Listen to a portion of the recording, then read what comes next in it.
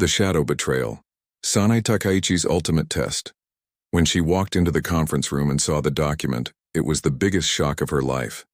Her 3-year strategic plan would be in the opposition party's hands tomorrow morning, and the person who leaked it was one of the 7 people at this table.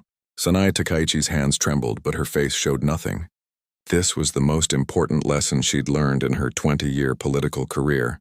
Never show weakness to your enemy. "Good morning," she said in a cold voice. 7 pairs of eyes turned to her. Chief of Staff Takahashi, Economic Advisor Nakamura, Media Coordinator Sato, Security Chief Yamamoto, Strategy Expert Kobayashi, Public Relations Director Suzuki, and her assistant Watanabe. They were all people she trusted. Or so she thought. Sanae placed the document on the table. "At 5:30 this morning, a reporter from Asahi Shimbun called me," she said. Her voice was calm, but each word cut like a knife. "He asked me very detailed questions about our anti-China economic security package. Details that only the people in this room knew." Yamamoto leaned forward. "That's impossible. Our security protocols—" "Your protocols didn't work," Sanae interrupted. Her eyes scanned the table, looking for the slightest tremor in every face, because the leak came from here. From this room, the silence was heavy. Even the sound of Tokyo's morning traffic didn't reach here. This conference room on the 30th floor was completely isolated from the rest of the world. At least it was supposed to be. But the truly shocking part was that the leaked document contained notes that only a chief of staff could see. Strategic thoughts written in Sanae's own handwriting. Pages of analysis under the headings, "Taiwan Crisis Scenarios," "Alternative Suppliers to Chinese Technology," "Semiconductor Independence Program," and most importantly, her personal notes about Japan's nuclear weapons development capacity. This wasn't just a political scandal. This was a national security crisis. Takahashi adjusted his glasses. "Takaichi-san, please, before you accuse us—" "I'm not accusing you," Sanae said. "I'm accusing all of you." She stood up and walked to the window. Below, Tokyo's crazy rhythm continued. Millions of people going to their jobs, schools, their lives. No one knew about the drama on this 30th floor. Now we have 3 options. First, whoever did it confesses. Second, I interrogate each of you individually. Third, I fire all of you and build a new team. Nakamura wiped the sweat from his forehead. Sanae noticed this. Interesting. Nakamura normally stayed calm under stress. She hadn't seen a drop of sweat on his forehead even during the 2008 economic crisis. "There's a 4th option," Kobayashi said quietly. All eyes turned to him. "What if the leaker isn't in this room?" "Explain," Sanae said. "Digital copies of the documents are on the server. Cleaning staff, security, IT team. There are other people with access. It was a clever defense." But Sanae wasn't convinced. "Those documents were never digitized," she said. "They were only written in my personal notebook. And the only person who touched that notebook—" She stopped. The words knotted in her throat. This was when Sanae Takaichi noticed something for the first time in her 15-year political career. Watanabe. Young, ambitious, her assistant who came with perfect references. She'd hired him 3 months ago on Takahashi's recommendation, and one of Watanabe's jobs was to organize Sanae's desk every night. The notebook was on that desk. But no, this would be too obvious, too easy. Sanae had been in politics for 45 years. She'd learned from her father. The real danger isn't what's obvious, but what stays in the shadows. "We're taking a 30-minute break," she said. "No one leaves this room. Yamamoto, secure the door. None of us will use our phones." A moment of hesitation appeared on Yamamoto's face. A very brief moment. But Sanae saw it. Second clue, 30 minutes. It would be the longest 30 minutes of her life. But Sanae Takaichi knew this. If you want to survive as a woman in Japanese politics, you must be both a chess master and a warrior. She sat at the small table in the corner and pulled out her notebook. 7 names. 7 suspects. But actually only 3 real suspects: Nakamura, the sweat on his forehead; Yamamoto, hesitation; and Watanabe, too much opportunity. But you haven't seen the biggest surprise yet. Because on the second page of that document, there was another detail no one knew about. Sanae had deliberately written false information. Secret meeting with U.S. for Taiwan operation, March 15th. But the real meeting was on March 22nd. She'd set this little trap 3 months ago. And now, looking at the questions the reporter asked, she saw he'd used the wrong date. This meant the leaker had copied the document months ago. Watanabe had started work 3 months ago.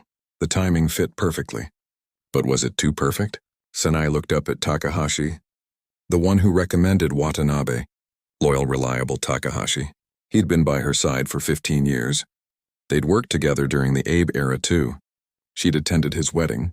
She knew his children's names. And suddenly everything fell into place. That emergency leave Takahashi took last month. He said his mother got sick. But Sanai remembered now Takahashi's mother had died 3 years ago. She'd attended the funeral, but no one had asked, questioned, because they trusted Takahashi and Watanabe's hiring file. The references were too good. Too good. What 25-year-old assistant has references from 3 former ministers and 2 ambassadors? Sanai slowly stood up. Her heart was pounding wildly, but her face showed nothing. She walked to Takahashi's desk and sat directly across from him. "Takahashi-san," she said quietly. Only the 2 of them could hear. "How's your mother's health?" Takahashi's face went white. "Because I attended your mother's funeral. 3 years ago. Do you remember?" "Wait a minute, don't miss this detail." The single sentence Sanai's assistant said that morning would change everything. Takahashi-san was at the office late last night. The lights were still on at 11. But last night he told Sanai there was a family dinner at home. A small lie. A seemingly insignificant lie. But Sanai Takaichi had learned over the years. People plan big lies. Small lies blow up. "Who?" Takahashi whispered. His voice was broken. "How did you figure it out?" "It's not time to tell yet," Sanai said. "First you tell me why." Takahashi's eyes filled with tears. 15 years of loyal work. Victories they'd won together, late-night strategic meetings. Everything suddenly became meaningless. "My daughter," Takahashi said quietly. "Leukemia. Treatment cost 50 million yen. My insurance didn't cover it. And they offered me money." Sanai's heart sank. A parent's desperation. A universal pain. "Who made the offer?" "I don't know. I really don't know. I just received an email. Encrypted. Bitcoin. 100 million yen. Just for a few documents. What you're seeing now is nothing. Because the CCTV footage showed that Takahashi was indeed guilty. But he wasn't alone. Yamamoto's hesitation, Nakamura's stress. They were all pieces. But pieces of what?" Sanai stood up and walked to the center of the room. "We're restarting the meeting," she said. Her voice was softer now. "But now I'm going to tell you the truth." 7 pairs of eyes locked onto her. 3 months ago, the National Security Unit warned me. They'd learned that Chinese intelligence was running an operation inside the Liberal Democratic Party. They didn't know the names. But the methods were clear. Financial pressure, blackmail, manipulation. Takahashi buried his head in his hands. "So I set a trap," Sanai continued. "The information in those documents wasn't real. Half were wrong dates, half were fabricated plans, and I gave each of you different versions. Small details were changed. So if anyone leaked, I'd know which version they leaked." There was dead silence in the room, and based on the questions the reporter asked this morning, Takahashi's version was leaked. Yamamoto leaned forward. "But the security protocols, your protocols were also being tested, Yamamoto," Sanai said sharply. "And they failed. Because you also saw a different version, and your version wasn't leaked. Which means either you're clean or you're a very good actor. You won't believe this, but the traitor was actually someone you never expected. Because even though Takahashi copied the documents, the truly masterful part was someone else. Watanabe. Young, innocent-looking Watanabe. He wasn't just a courier. He was setting up the real game." Sanai turned to Watanabe. "What's your real name?" Watanabe, or whoever he was, smiled. For the first time. A cold, calculated smile. "Impressive, Takaichi-san. Truly impressive. Chinese intelligence or someone else?" Sanai asked. "Does it matter?" Watanabe seemed relaxed now. His mask had fallen. "You Japanese politicians are all the same. National interest, honor, tradition, but in the end you can all be bought for a price." "Takahashi's price was his daughter." "What's your price?" Sanai's face was stone. "I don't have a price." "Everyone has a price," Watanabe said. And he pulled out a phone from his pocket. "For example, right now footage from this room is being broadcast live. To my partners. If they don't hear from me within 15 minutes, a full report about your fake document operation will be sent to 25 different media outlets. And just when everyone took a relieved breath, there was a knock on the door. Everyone turned. Yamamoto walked toward the door hesitantly. Sanai watched silently. Everything was hidden behind this door now. Either she'd be saved or destroyed.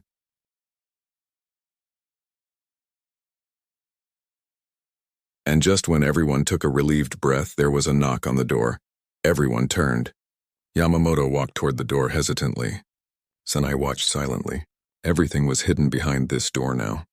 Either she'd be saved or destroyed. The door opened. 5 people stood outside, in civilian clothes, but their professional posture revealed who they all were. The leader stepped forward and showed a badge. Public Security Intelligence Service, Watanabe Kenji. Or by your real name, Chen Wei, you're under arrest. The smile on Watanabe's face froze. The leader turned to Sanai and bowed slightly. Takaichi-san, operation successful. Just as you wanted, Sanai nodded. Then she turned to her team. Takahashi was crying.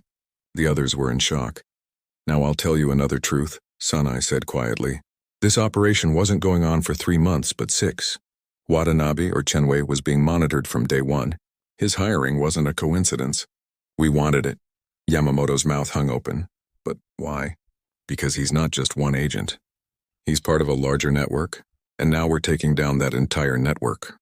Intelligence agents handcuffed Watanabe and took him outside. As the door closed, Sanai approached Takahashi. The man was still crying. Your daughter's treatment will be paid for, Sanai said quietly. The party has a special healthcare fund. Apply tomorrow. Takahashi looked up in shock. But I betrayed you. You are a father, Sanai said. You made wrong decisions, but your intentions weren't bad. Watanabe manipulated you. The intelligence report confirms this. She paused. But you can't work on my team anymore. You'll transfer to another department, a less sensitive position. Takahashi bowed his head. Thank you, Takaichi-san. Sanai walked to the window.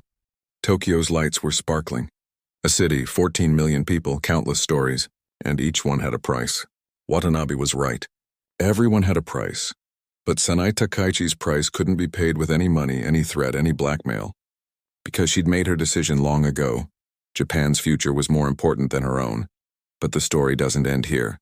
Because Sanai Takaichi's revenge was just beginning. Chen Wei was just a pawn. The real players were still out there. And Sanai would find them one by one. 3 months later, she was giving a historic speech in the National Parliament. Before the final vote on the Economic Security Act, 465 representatives, 245 senators, hundreds of journalists. Everyone was watching her. Distinguished members, Sanai said into the microphone. Her voice was firm and clear. This law isn't just about economic security. It's about our national honor, our independence, and our future. Whistles rose from the opposition benches. Someone shouted, As a woman, you don't understand these things. Sanai stopped. She didn't move away from the microphone. Her eyes found that representative, and she smiled. Because I'm a woman, I don't understand, she said quietly. But the microphone caught every word. Maybe because I'm a woman, I understand better. Because I didn't come with the privileges you were born with. I earned everything. Every position, every success, every respect. The hall fell silent. And now I'm telling you this. If Japan wants to be strong, it won't happen just by men being strong. The entire nation needs to be strong. Women, youth, minorities, everyone. Applause began to rise. First a few people, then dozens, then hundreds. But Sanai couldn't even hear the applause, because something else was on her mind. The anonymous email she received that morning. You won one battle, but the war isn't over. See you soon, Shadow Shadow, the codename mentioned in Chen Wei's reports. The real mastermind of the operation. Still out there. Still dangerous. And Sanai Takaichi knew the real war was just beginning. That night when she returned to her office, she found a new note on her desk. Handwritten, You're impressive, Takaichi-san, but the next move is mine. As Sanai picked up the note. The paper texture was expensive. The handwriting was professional. And most importantly, the scent. A very faint men's cologne. A familiar scent, suddenly she remembered. Last week's meeting in the Prime Minister's office. Someone there was wearing the same cologne. But who? She closed her eyes and scanned her memory. There were 7 people at that meeting. Prime Minister Kishida, the Foreign Minister, Defense Minister, Interior Minister, and 3 advisors, one of the advisors. Young, ambitious, with a mysterious background. She'd seen him before, but where? Her eyes snapped open. She grabbed her phone and dialed. Intelligence Service? This is Takaichi. I need all background files on the Prime Minister's current advisors. Yes, all of them. I'll wait. As she waited, she walked back to the window. Tokyo never slept. Millions of lights, millions of dreams, millions of secrets. And somewhere in that city, Shadow was watching. Planning. Waiting. But Sanai Takaichi wasn't afraid. She'd spent her entire life fighting. Fighting to be heard, to be respected, to be taken seriously. This was just another battle. And she'd already learned the most important lesson. In politics, the real enemy isn't the one who opposes you openly. It's the one who smiles at your face while sharpening the knife behind their back. Her phone rang. Takaichi-san, we have the files. There's something you need to see. One of the advisors. His background check has inconsistencies. Send it to my secure email. Now. She hung up and opened her laptop. The file arrived within seconds. She opened it and there it was. The face she'd seen 100 times but never really looked at. Advisor Tanaka Hiroshi, 38 years old. Oxford graduate. Former diplomat. Perfect record. Too perfect. Just like Watanabe. Sanai's fingers flew across the keyboard. She cross-referenced Tanaka's timeline with Chen Wei's known activities. And there it was. A 6-month gap in Tanaka's employment history.